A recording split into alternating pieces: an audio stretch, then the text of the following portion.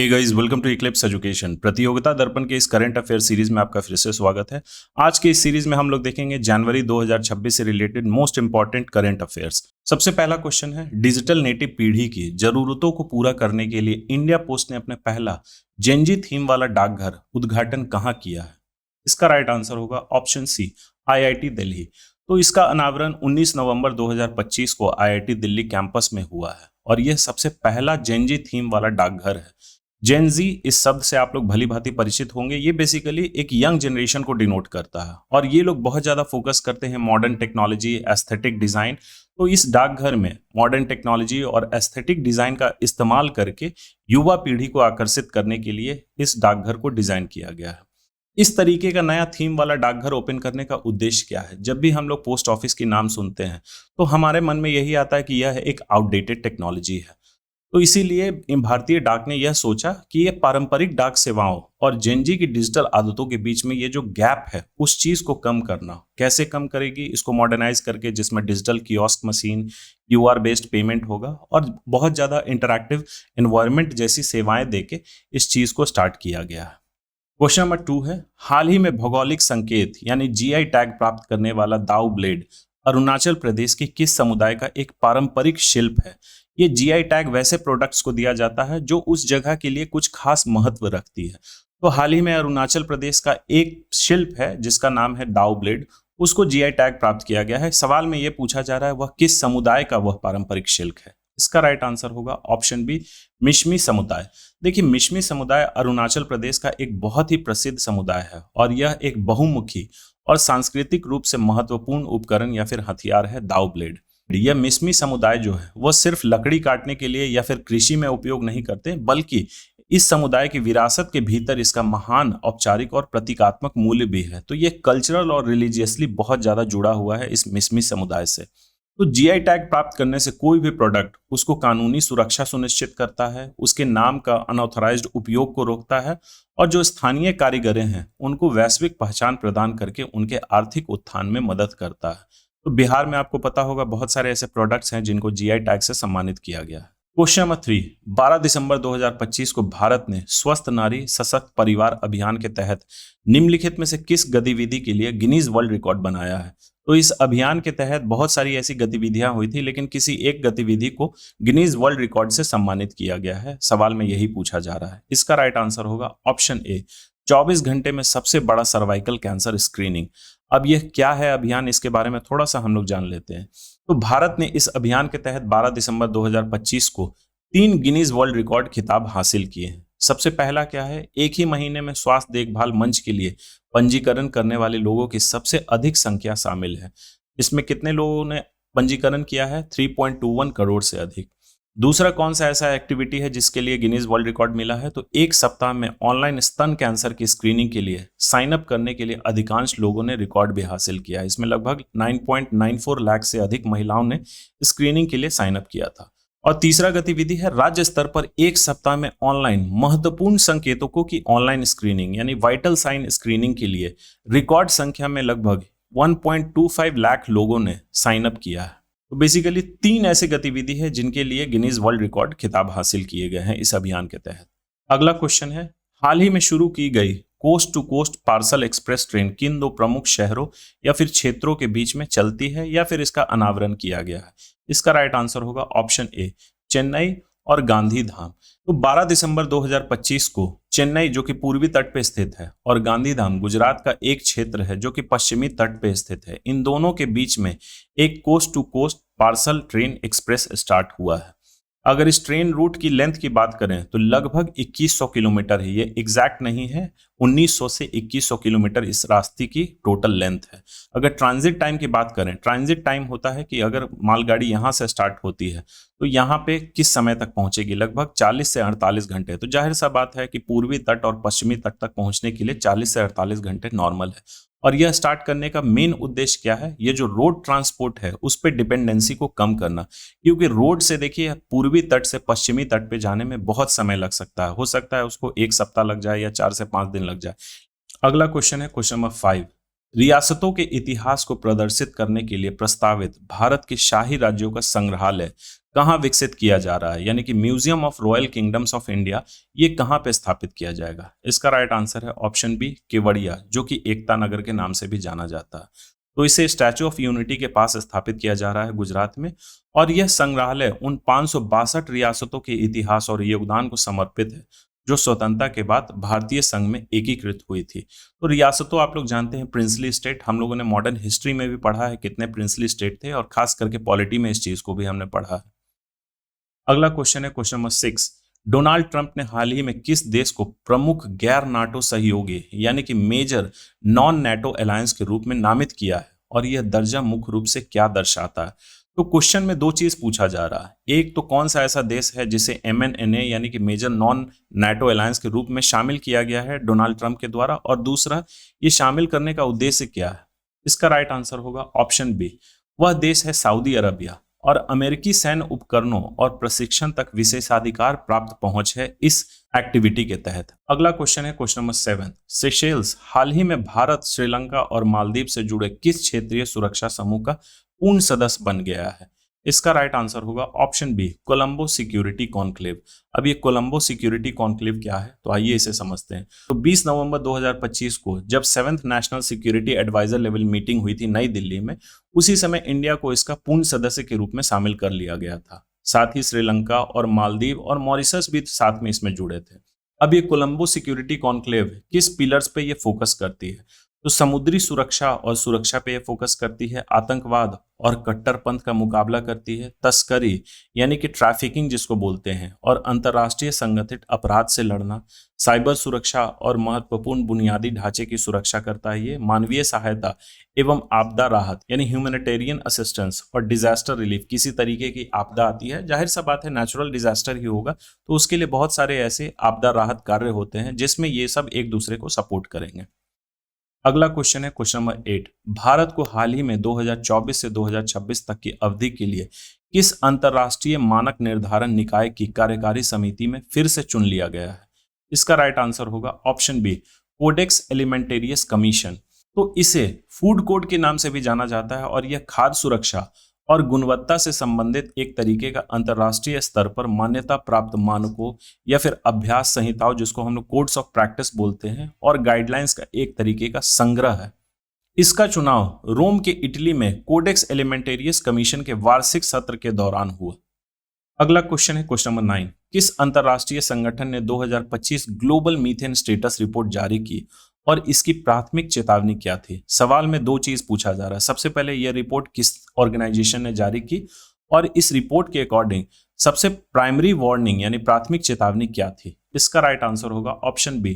तो रिपोर्ट जारी की गई है अंतर्राष्ट्रीय ऊर्जा एजेंसी के द्वारा, और इसका प्राथमिक वार्निंग क्या था? जीवाश्म ईंधन यानी कि फॉसिल फ्यूल संचालन से मीथेन उत्सर्जन खतरनाक रूप से उच्च बना हुआ है। तो रिपोर्ट के अकॉर्डिंग यह क्यों वार्निंग दिया गया है कि ये जीवाश्म ईंधन है, जैसे कि फॉसिल फ्यूल्स, तेल हो गए, गैस हो गए या फिर कोयला हो गए, उनके उत्पादन और उपयोग से होने वाला मीथेन उत्सर्जन रिकॉर्ड स्तर के करीब बना हुआ है।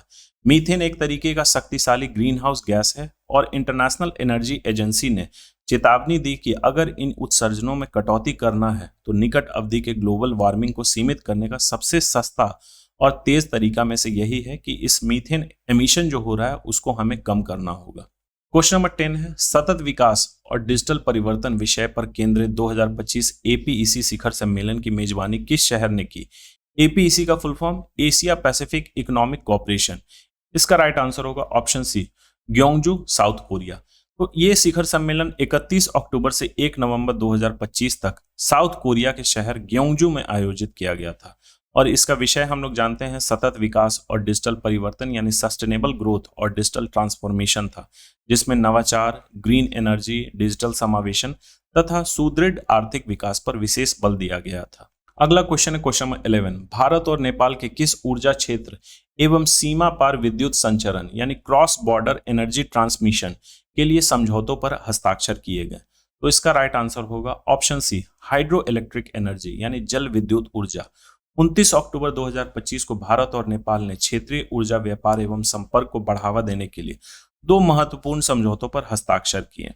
सबसे पहला एग्रीमेंट था 400 केवी सीमा पार विद्युत संचरण गलियारों के विकास से संबंधित था, जिसमें दो एरिया शामिल थे, इनरूबा जो कि नेपाल में स्थित है और न्यू पूर्णिया जो कि भारत में स्थित है।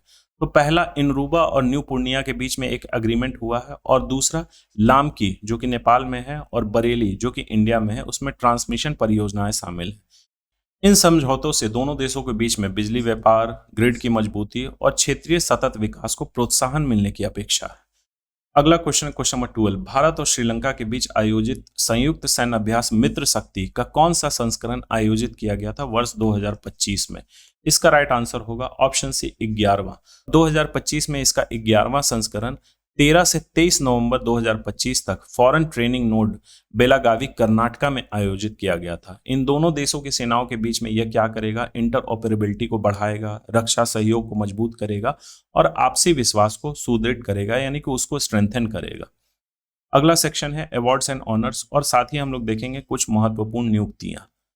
सबसे पहला क्वेश्चन है इसका, अक्टूबर 2025 में विश्व बौद्धिक संपदा संगठन यानी कि वर्ल्ड इंटेलेक्चुअल प्रॉपर्टी ऑर्गेनाइजेशन के सलाहकार बोर्ड के अध्यक्ष के रूप में किसे नियुक्त किया गया था? इसका राइट आंसर होगा option A justice Pratibha M Singh.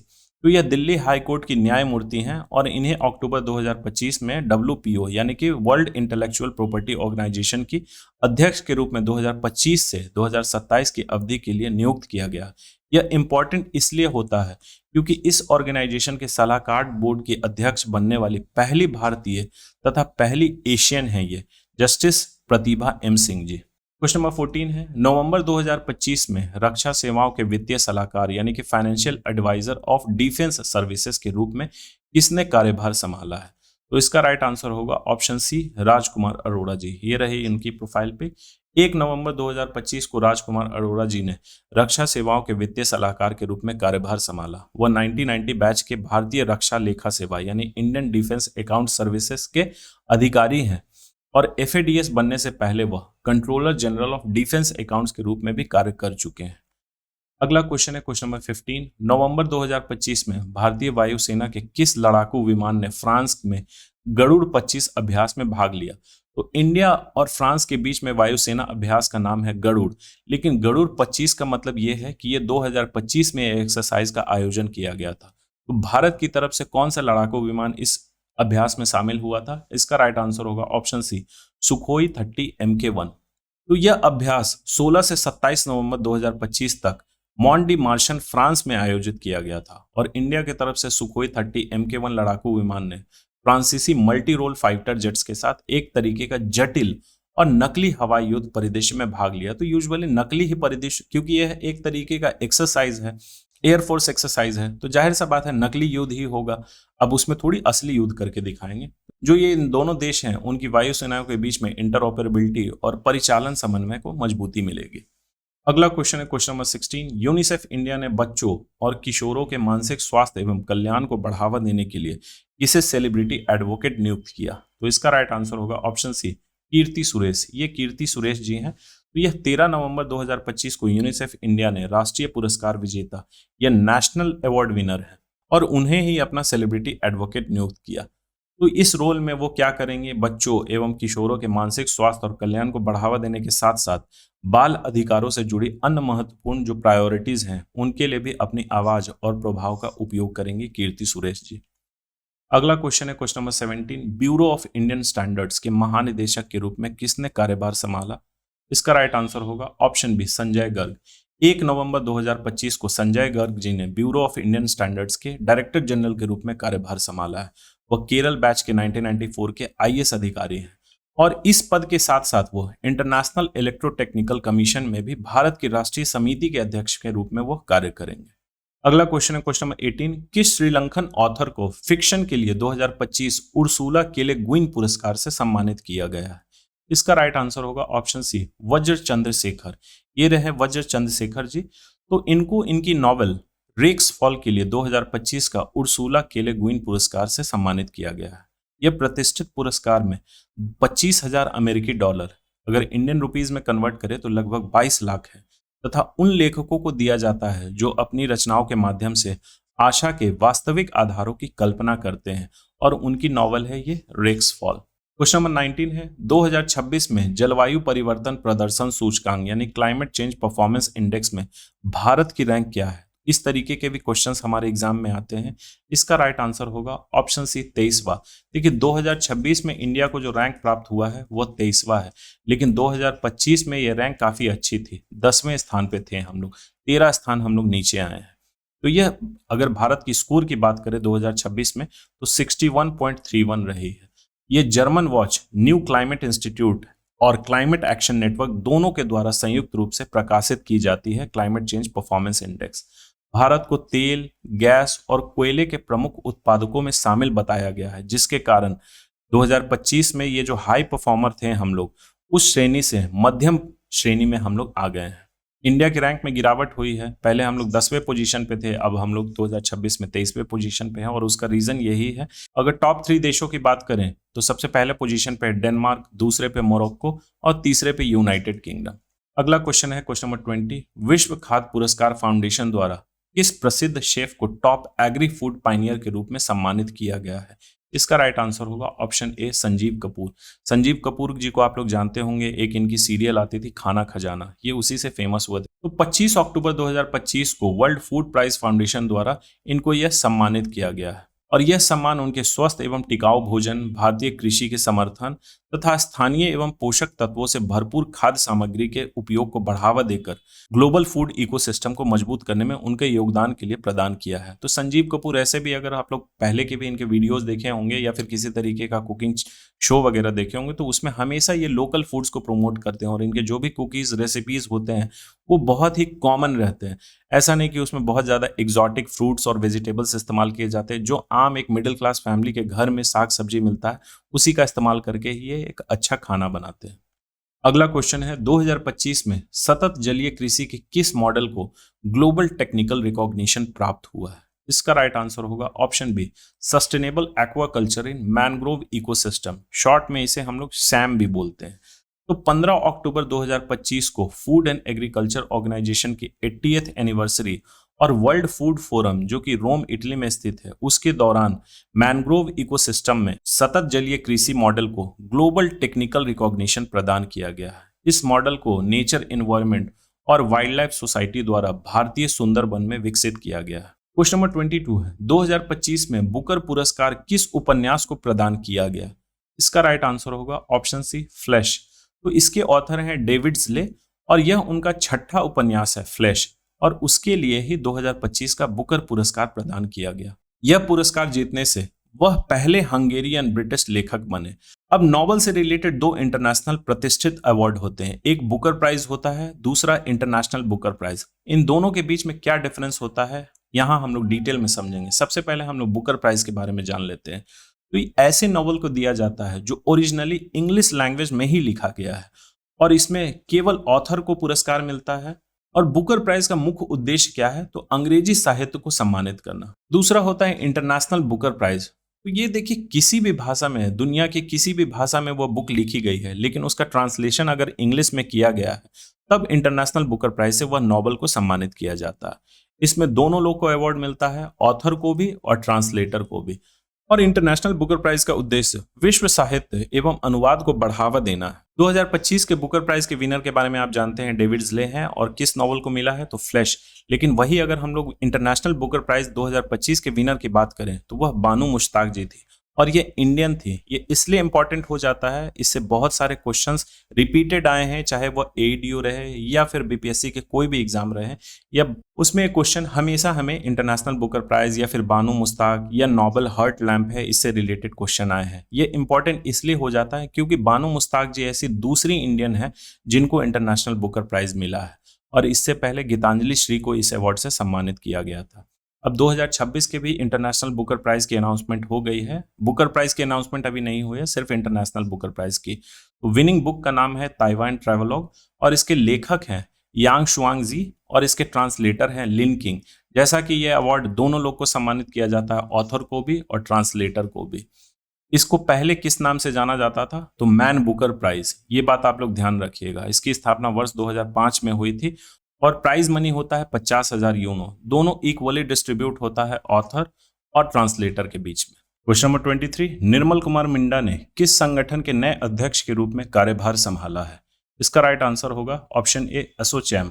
तो 17 अक्टूबर 2025 को निर्मल कुमार मिंडा ने associated chamber of commerce and industry of India के नए अध्यक्ष के रूप में उन्होंने कार्यभार संभाला है। और इसी अवसर पर यानी 17 अक्टूबर 2025 को एक्सिस बैंक के मैनेजिंग डायरेक्टर और सीईओ अमिताभ चौधरी, इनको एसोचैम का सीनियर वाइस प्रेसिडेंट भी नियुक्त किया गया है।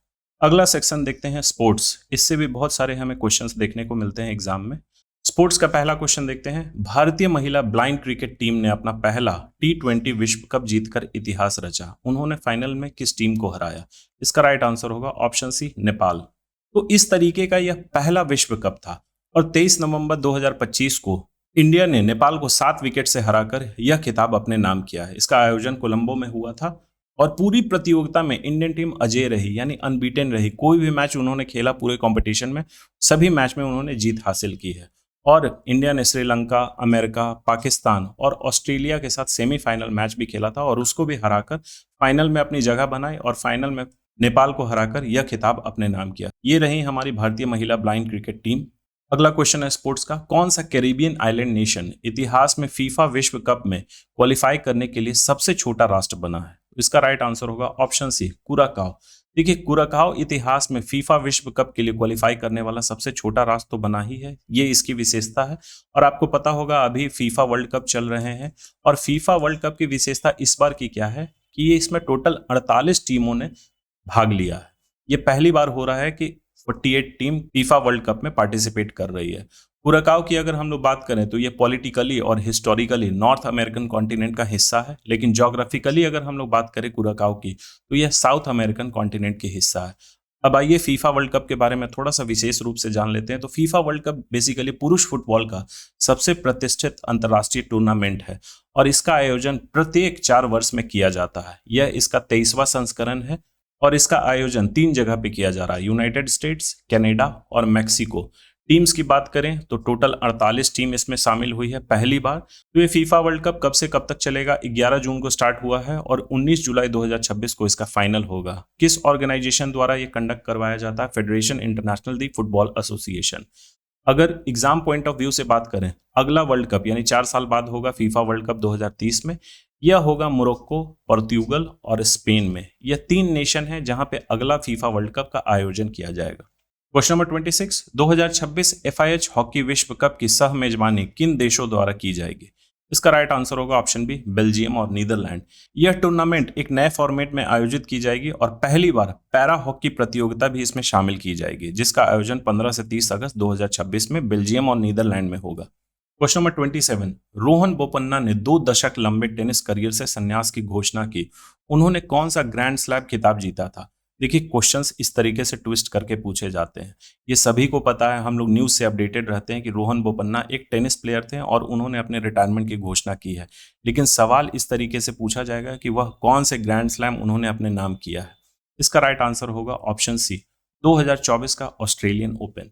तो इन्होंने अपनी रिटायरमेंट की घोषणा 1 नवंबर 2025 को की थी। ये वर्ल्ड के नंबर 1 डबल्स खिलाड़ी थे और इन्होंने अपने नाम टोटल 26 ATP डबल्स खिताब किया है, जिसमें 2024 ऑस्ट्रेलियन ओपन भी शामिल है, जिसमें पार्टनर उनके थे मैथ्यू एब्डन। क्वेश्चन नंबर 28, 2025 का फीडे शतरंज विश्व कप क्वार्टर फाइनल में अर्जुन एरिगेसी ने किस खिलाड़ी के साथ ड्रॉ मैच खेला?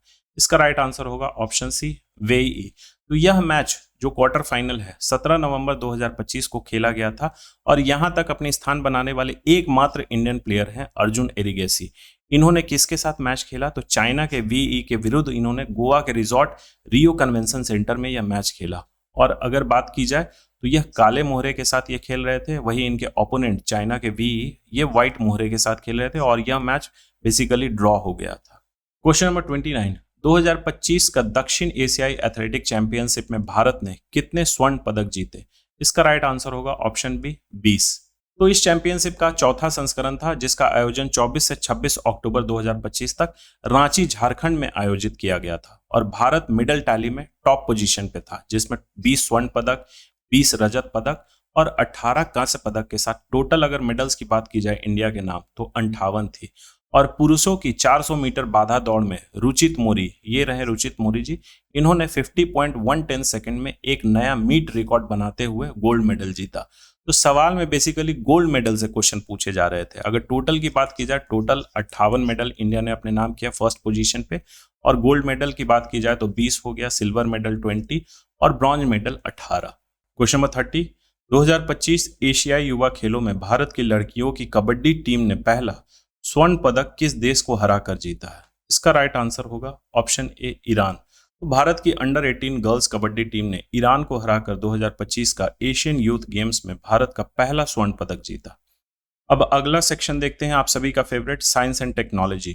तो साइंस एंड टेक का सबसे पहला क्वेश्चन है, नवंबर 2025 में सर्वेक्षण पोत यानी एसवीएल सर्वे वेसल लार्ज श्रेणी के तीसरे पोत के रूप में भारतीय नौसेना में किसे कमीशन किया गया है? इसका राइट आंसर होगा ऑप्शन सी, आईएनएस इक्शाक। 6 नवंबर 2025 को आईएनएस इक्शाक, जो कि एक सर्वेक्षण पोत श्रेणी का तीसरा पोत है, कोची में भारतीय नौसेना में कमीशन किया गया। यह पोत उन्नत हाइड्रोग्राफिक और ओशियनोग्राफिक प्रणालियों से इक्विप है और भारत की समुद्री सर्वेक्षण क्षमता को मजबूत करता है। अब अगला क्वेश्चन देखते हैं साइंस एंड टेक का, क्वेश्चन नंबर 32। भारत के मिसाइल रक्षा के संदर्भ में अग्नि 4 और अग्नि 5 मिसाइलों के बीच में प्राथमिक संरचनात्मक अंतर क्या है? यानी अग्नि 4 और अग्नि 5 के बीच में कौन सा बेसिक स्ट्रक्चरल डिफरेंस है? इसका राइट आंसर होगा ऑप्शन बी, अग्नि 5 एक उच्च गतिशीलता के लिए कैनिस्टर आधारित लॉन्च सिस्टम का उपयोग करती है, जो पिछले संस्करण यानी कि अग्नि 4 या फिर उससे पहले के जो संस्करण थे उसमें ये चीज नहीं था। तो अग्नि 5 काफी ही लेटेस्ट टेक्नोलॉजी का मिसाइल सिस्टम है। अब इन दोनों के बीच में क्या मेजर डिफरेंसेस होते हैं उनको हम लोग अच्छे से समझते हैं। अग्नि 4 की बात की जाए तो ये मध्यम से मध्यम अंतर दूरी की एक तरीके की बैलिस्टिक मिसाइल है। इसकी मारक क्षमता 4000 किलोमीटर है और पेलोड कैपेसिटी है 1000 किलो। किस प्लेटफॉर्म से इसको लॉन्च किया जाता है? तो रोड मोबाइल लॉन्चर से। फ्यूल की बात की जाए तो यह 2 स्टेज सॉलिड फ्यूल का इस्तेमाल करती है। अग्नि 4 ये रीजनल स्ट्रैटेजिक डिटरेंस के लिए बनाया गया है। नेविगेशन की बात की जाए अग्नि 4 में तो रिंग लेजर जायरोस्कोप के साथ माइक्रो नेविगेशन सिस्टम का इस्तेमाल किया जाता है।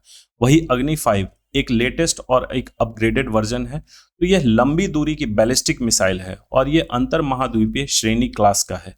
इसकी रेंज की बात की जाए यानी मारक क्षमता की तो 5000 से 5500 किलोमीटर इसकी मारक क्षमता है। तो देखिए इसी में सबसे पहले डिफरेंस हमें दिख जाता है। पेलोड कैपेसिटी की बात करें अग्नि 5 की तो इसकी 1500 किलो है। लॉन्च प्लेटफॉर्म तो यह road mobile canister launch system इस्तेमाल करती है। फ्यूल की बात करें तो यह 3 स्टेज सॉलिड फ्यूल का इस्तेमाल करती है। वही अग्नि 4 2 स्टेज सॉलिड फ्यूल का इस्तेमाल करती थी। इसकी मुख्य भूमिका क्या है? लंबी दूरी सामरिक प्रतिरोध। ये रीजनल स्ट्रैटेजिक डिटरेंस के लिए बना था अग्नि 4, लेकिन अग्नि 5 यह लॉन्ग रेंज स्ट्रैटेजिक डिटरेंस के लिए बना है। नेविगेशन में भी अपग्रेडेड टेक्नोलॉजी का इस्तेमाल किया गया है, एडवांस रिंग लेजर जायरोस्कोप के साथ माइक्रो नेविगेशन सिस्टम। और ये दोनों अग्नि 4 और अग्नि 5 डीआरडीओ द्वारा ही डेवलप किया गया है। तो ये सब इसके मेजर डिफरेंसेस हो गए और यह इसका कॉमन हो गया कि कौन सी ऑर्गेनाइजेशन इसको डेवलप की है, तो डीआरडीओ। अगला क्वेश्चन देखते हैं साइंस एंड टेक का। भारत के 3 चरणीय परमाणु ऊर्जा कार्यक्रम का कौन सा ऐसा घटक है जो विशेष रूप से हमारे देश के विशाल थोरियम भंडार का उपयोग करने के लिए डिजाइन किया गया है? इसका राइट आंसर होगा option B, advance heavy water reactors, जो कि थर्ड स्टेज।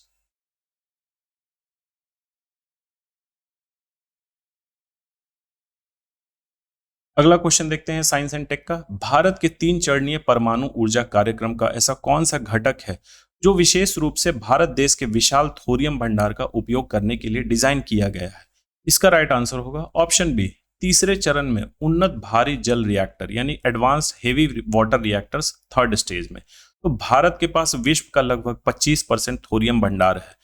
अब इसके बारे में थोड़ा सा और हम लोग डिटेल्स में देख लेते हैं। देखिए ये जो इंडिया का न्यूक्लियर स्ट्रैटेजी है यह यूरेनियम की कमी और थोरियम की प्रचुरता के इर्द गिर्द बनी हुई है। थर्ड स्टेज एक अल्टीमेट गोल होता है यानी कि फाइनल गोल होता है, जहां पे थोरियम 232 को फिजाइल यूरेनियम 233 में कन्वर्ट किया जाता है एडवांस हेवी वाटर रिएक्टर्स में। तो पहले दो जो स्टेजेस हैं जिसमें प्रेशराइज्ड हेवी वाटर रिएक्टर्स और फास्ट ब्रीडर रिएक्टर का इस्तेमाल करके इसको थर्ड स्टेज में लाया जाता है। थर्ड स्टेज एक फाइनल स्टेज होता है उसको यूरेनियम में कन्वर्ट करने के लिए। क्वेश्चन नंबर 34, बायोटेक्नोलॉजी में क्रिस्पर Cas9 प्रणाली को अक्सर जेनेटिक कैची के रूप में वर्णित किया जाता है। तो यह Cas9 प्रोटीन है कौन सा ऐसा विशिष्ट कार्य करता है? इसका राइट आंसर होगा ऑप्शन बी, यह एक एंजाइम के रूप में कार्य करता है जो एक विशिष्ट स्थान पर डीएनए को काटता है। देखिए क्रिस्पर Cas9 तकनीक में Cas9 एक तरीके का मॉलिक्यूलर कैंची की तरह काम करता है। इसको थोड़ा सा और डिटेल्स में हम लोग देखते हैं ये क्रिस्पर Cas9 है क्या। तो ये जीनोम संपादन यानी जीनोम एडिटिंग के लिए एक तरीके का रिवोल्यूशनरी टूल है जो साइंटिस्ट को डीएनए अनुक्रमों और जीन कार्यों को संशोधित करने की अनुमति देता है। क्रिस्पर का फुल फॉर्म होता है clustered regularly interspaced short palindromic repeats. ये एक मॉलिक्यूलर कैंची की एक जोड़ी की तरह काम करता है। तो कैंची आपको पता है वो काटने का ही काम करती है, जो एक विशेष स्थान पर डीएनए को काट सकता है जिससे अनुवांशिक सामग्री को हटाने या फिर जोड़ने की अनुमति मिलती है। इसे डेवलप किया गया है जेनिफर डॉडना और इमैनुअल चारपेंटियर के द्वारा, और इन दो साइंटिस्ट को नोबेल प्राइज मिला है केमिस्ट्री में वर्ष 2020 में। और इसका इस्तेमाल सिकल सेल एनीमिया और सिस्टिक फाइब्रोसिस जैसी आनुवांशिक बीमारियों के इलाज में इसमें व्यापक संभावनाएं हैं क्रिस्पर केस9 का। क्वेश्चन नंबर 35, उच्च सफलता दर और बहुमुखी प्रतिभा यानी कि हाई सक्सेस रेट और वर्सटैलिटी के कारण किस उपग्रह प्रक्षेपण यान को इसरो का वर्क हॉर्स कहा जाता है? यहाँ ध्यान दीजिएगा, वर्क हॉर्स है, वर्क हाउस नहीं है। इसका राइट आंसर होगा ऑप्शन सी पीएसएलवी। इसका फुल फॉर्म होता है पोलर सैटेलाइट लॉन्च व्हीकल। तो ये एक बहुत ही भरोसेमंद रॉकेट है इसरो का, और इसकी विशेषता यह है कि यह उपग्रह को पृथ्वी की निचली कक्षा यानी कि लोअर अर्थ ऑर्बिट और पोलर सन सिंक्रोनस ऑर्बिट में बहुत सटीकता के साथ स्थापित करता है। इसका इस्तेमाल मेजर मिशंस में किए गए हैं जैसे चंद्रयान 1, मंगलयान, और इसने एक वर्ल्ड रिकॉर्ड भी कायम किया है जिसमें 104 सैटेलाइट को एक सिंगल फ्लाइट में ही इसने स्पेस में प्रतिस्थापित किया। अगला क्वेश्चन देखते हैं साइंस एंड टेक का। लड़ाकू विमानों के लिए स्टेल्थ टेक्निक में रडार एब्जॉर्बेंट मटेरियल जिसे रैम बोला जाता है, इसका प्राथमिक उद्देश्य क्या है? इसका राइट आंसर होगा ऑप्शन बी, आने वाली रडार तरंगों के स्रोत पर वापस परावर्तित करने के बजाय यह गर्मी में बदल देता है। हम लोग कई बार ये वर्ड सुनते हैं स्टेल्थ टेक्नोलॉजी यानी कि छिपा हुआ टेक्नोलॉजी। तो ये बेसिकली होता क्या है जिसके कारण एयरक्राफ्ट दुश्मनों की नजर में नहीं आता। अब ये स्टेल्थ टेक्नोलॉजी कैसे काम करता है उसको अच्छे से हम लोग समझते हैं। ये बेसिकली विमान को पूरी तरह गायब नहीं करता बल्कि उसे रडार पर एक छोटी चिड़िया जैसे दिखाती है। अब ऊपर आसमान में किसी दुश्मन का एयरक्राफ्ट हमारे देश में आ रहा है, कोई एयरक्राफ्ट ही है, वो कैसे पता चलेगा कि वह दुश्मन का एयरक्राफ्ट है या फिर हमारा एयरक्राफ्ट है? कोई सोल्जर ऊपर बैठ के निगरानी तो नहीं करेगा या फिर ऊपर सीसीटीवी कैमरेज तो नहीं लगे हुए हैं। तो इसके लिए रडार टेक्नोलॉजी का इस्तेमाल किया जाता है। रडार वेव्स के माध्यम से रडार वेव्स छोड़े जाते हैं और ऊपर अगर सपोज करिए कि कोई भी एयरक्राफ्ट है या फिर कोई पक्षी है तो उसके शरीर पे वो पड़ेगा और रडार वेव्स फिर से वापस आएगा। उससे हमारे मॉनिटर पे दिखाता है कि अच्छा ये क्या है, इसका साइज क्या है। अगर ये स्टेल्थ टेक्नोलॉजी इसमें नहीं इस्तेमाल किया जाएगा वह वेव्स पूरी तरीके से वापस हो जाएगा और हमें पता चलेगा कि इसका शेप एंड साइज इतना बड़ा है, तो ये कोई नॉर्मल पक्षी तो नहीं है, ये कोई एयरक्राफ्ट ही है। तब फिर हम लोग एक्शन में लेते हैं, हमारा डिफेंस सिस्टम एक्टिवेट होता है। लेकिन जब ये स्टेल्थ टेक्नोलॉजी का इस्तेमाल किया जाता है जिसमें रडार एब्जॉर्बेंट मटेरियल का इस्तेमाल किया जाता है, उसको कोट किया जाता है उस एयरक्राफ्ट को, उसके कारण क्या होता है, ये जो वेव्स आ रहे हैं रडार वेव्स, ये रिफ्लेक्ट होने के बजाय इसी एयरक्राफ्ट पर एब्जॉर्ब हो जाते हैं। तो थोड़े बहुत तो रिफ्लेक्ट होते हैं जो हमारे मॉनिटर पे दिखता है कि अच्छा ये पूरी तरीके से इसके शेप एंड साइज को नहीं दर्शाता बल्कि ये दिखाता है कि ये कोई छोटा पक्षी है, क्योंकि पक्षी तो आसमान में ही उड़ेगा। तो हमें लगता है कि अच्छा कोई पक्षी उड़ रहा है और उसी के जरिए जो भी एयरक्राफ्ट है किसी दूसरे रीजन में एंटर करता है। अब ये रैम कोटिंग होता क्या है? तो ये एक विशेष सामग्री होती है जो रडार तरंगों को सोख लेती है, उसको एब्जॉर्ब कर लेती है और उन्हें रिफ्लेक्ट करने के बजाय उसको गर्मी में तब्दील करके वो अपने बॉडी पर ही ट्रांसमिट कर देती है। और इसका नतीजा क्या होता है, दुश्मन के रडार को विमान का सही स्थिति, आकार और दूरी का पता नहीं चलता। और यही होता है स्टेल्थ टेक्नोलॉजी का मेन काम। अगर रैम की बात की जाए तो ये किस टाइप के मटेरियल से बना हुआ होता है, तो एक स्पेशल क्लास का पॉलीमर, कंपोजिट डाइलेक्ट्रिक और मैग्नेटिक मटेरियल्स का इस्तेमाल करके रैम को बनाया जाता है। अगला क्वेश्चन देखते हैं साइंस एंड टेक का। बीटी कॉटन यानी बीटी कपास भारत में व्यापक रूप से चर्चित एक अनुवांशिक रूप से संशोधित फसल है। तो यह किस जीव से जीन को शामिल करके कीट प्रतिरोध प्राप्त करती है? देखिए, जो भी मॉडिफाइड क्रॉप होते हैं उनको मॉडिफाई क्यों किया जाता है? क्योंकि उसमें कुछ स्पेशल फीचर लाने के लिए। तो यह जो बीटी कॉटन है वह पेस्ट रेजिस्टेंट है, यानी कि किसी तरीके का कोई अगर कीट उस पर बैठता है तो वह उससे उसको प्रतिरोध प्राप्त है। तो सवाल में पूछा जा रहा है कि ये जो इसकी पेस्ट रेजिस्टेंस कैपेसिटी है वह किस जीव से उसको जीन प्राप्त हुआ है? इसका राइट आंसर होगा ऑप्शन बी, बैसिलस thuringiensis। तो बैसिलस thuringiensis ये मिट्टी का जीवाणु है और उसी से प्राप्त होता है वह जीन। यह जीन विशेष रूप से cry1ac और cry2ab एक प्रोटीन का उत्पादन करते हैं जो कि एक बॉल वॉर्म जैसे विशिष्ट कीटों के लिए विषाक्त होता है। तो बॉल वॉर्म बेसिकली क्या होता है, एक तरीके का कीट हुआ जो बीटी कॉटन को या फिर किसी कॉटन के पौधे को ये खराब करता है, तो उसके लिए टॉक्सिक होता है। और उसके जब लार्वा कपास के पौधे का सेवन करते हैं तो प्रोटीन क्या होता है, उनकी आंत में जाता है और ये क्या करता है, उससे मृत्यु हो जाती है उनकी। तो इसीलिए इसको पेस्ट रेजिस्टेंट बोला जाता है।